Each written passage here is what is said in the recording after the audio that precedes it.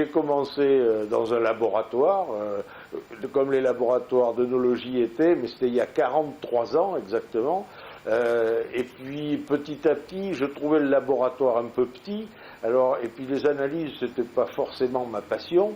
Donc j'ai essayé de devenir un conseiller ou consultant, comme on dit aujourd'hui. Donc je suis sorti de mon laboratoire. Et puis en sortant de mon laboratoire, mais ça m'a amené à aller aux États-Unis où on m'a demandé d'aller. Et puis de là, je suis passé dans 20 pays différents. J'ai fait du vin dans 20 pays à travers la planète. Et aujourd'hui, il en reste 14 où je fais encore du vin.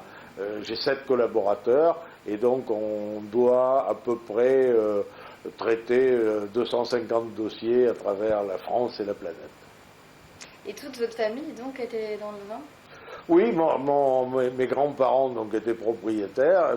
Ma maman, qui était l'origine de la propriété, a continué avec mon père, qui a travaillé à la propriété aussi. Et puis, bon, mes parents sont décédés. Je suis aujourd'hui, et je continue ce que la famille a fait, en étant œnologue et flying winemaker.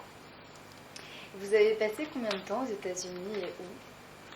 Je passe à peu près 9 semaines par an aux États-Unis et tout à Napa.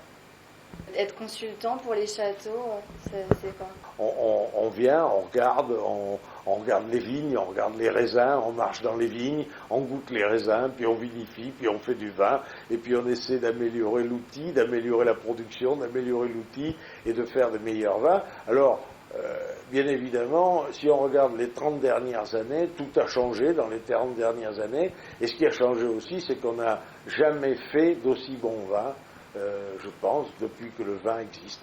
Donc c'est quand même pas une mauvaise chose de se faire conseiller.